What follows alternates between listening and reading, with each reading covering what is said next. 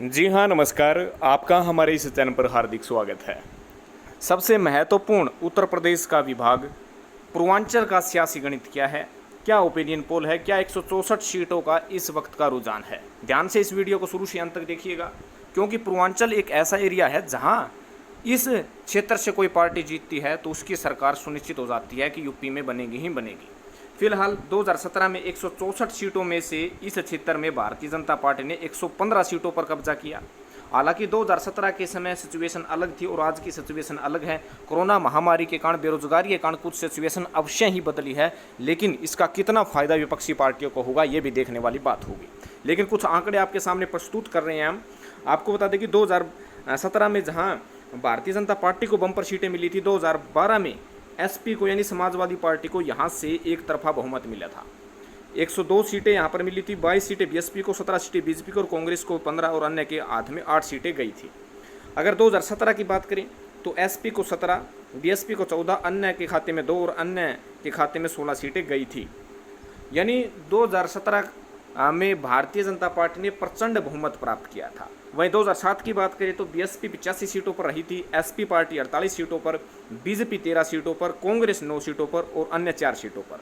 यानी जिसने पूर्वांचल में सबसे ज़्यादा सीटें जीती, आज तक का इतिहास है कि उसी पार्टी की यूपी में सरकार आई है। तो 164 सीटों के लिए समस्त पार्टियों ने अपना जातिगत समीकरण व धार्मिक समीकरण व अन्य समीकरण जो बनाए हुए हैं। यहाँ पर ज़्यादा से ज़्यादा अगर बात करें तो ब्राह्मण भी है, मुस्लिम भी है, यादव बेल्ट भी है, जिसके कारण समाजवादी पार्टी को अच्छा फायदा मिल रहा है, और इसके साथ साथ ओबीसी वोट बैंक भी है, जिसके कारण भारतीय जनता पार्टी भी अपने आप को मजबूत समझ रही है और दलित वर्ग का जो है फायदा बहन मायावती को फिर से यहाँ पर मिल सकता है। लेकिन बात करें परसेंटेज की तो दलित 22% है, सोनकर 1.5% है, मुस्लिम 16 से 17% है, यादव यहाँ पर 12 से 13% है, ब्राह्मण 12 से 13% है, राजपूत 6 से 7% है, निषाद 3 से 4% है। पूर्वांचल का यदि जातीय समीकरण की बात करें तो आपको फिर से बता देते हैं कि दलित वर्ग जो 22% है, मुस्लिम वर्ग जो 16 से 17% और यादव जो ब्रिगेड है, अगर ये 3 जाति एक पार्टी के साथ हो जाती है तो उसी की सरकार बन सकती है।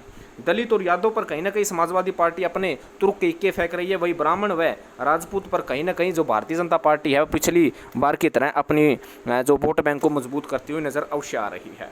अगर बात करें तो कहीं ना कहीं जो अनुप्रिया पटेल है, निषाद पार्टी है, उससे ज़रूर बेनिफिट होगा। लेकिन मुस्लिम जो वोट बैंक है कहीं ना कहीं विपक्षी पार्टी के तौर पर मुसलमानों का वोट बैंक देखा जा रहा है। कहीं ना कहीं ओवैसी के आने से मुसलमानों को भी बड़ा झटका जो है इस वक्त लग सकता है, क्योंकि ओवैसी जो है मुसलमान बहुल इलाकों में जो है अपनी राजनीति अच्छी प्रकार से करते हैं और वहाँ पर अपना वोट बैंक परंपरागत मान के चलती है। परंपरागत तो नहीं कहेंगे, लेकिन जो मुस्लिम वोट बैंक है वो मुसलमान अपनी तरफ रिझाने की कोशिश कर रहे हैं। अगर बात करें 2022 के जो ओपिनियन पोल की तरफ तो बीएसपी को 22 सीटें आती हुई नजर आ रही है, एसपी को 50, बीजेपी को 73, कांग्रेस को 11 और अन्य के हाथ में 8 है। हालांकि इन 73 सीटों में कुछ बदली हो सकती है अगर गठबंधन अच्छा बन जाए। ओवैसी का वोट बैंक, ओवैसी के पास जो वोट बैंक आएगा, यदि वो वोट बैंक किसी एक पार्टी को आ जाता है, चाहे सपा हो चाहे बसपा हो, तो बीजेपी को बड़ा नुकसान, करीब 25 सीटों का और नुकसान हो सकता है। 25 सीटें बीजेपी के हाथ से फिसल सकती है। तो फिलहाल जो आपके सामने रुझान है 164 सीटों का वो है, लेकिन आगे आने वाले समय में चंद्रशेखर रावण और ओवैसी इन क्षेत्रों में अहम भूमिका निभाएंगे और भारतीय जनता पार्टी की सीटों में कटौती भी 25 से 26 सीटों की हो सकती है और बढ़ोतरी भी 5 से 10 सीटों की हो सकती है। तो इस विषय में आपका क्या कहना है, आप अपनी प्रतिक्रिया कमेंट बॉक्स में जरूर डालिएगा। चैनल को जरूर सब्सक्राइब कीजिएगा। धन्यवाद।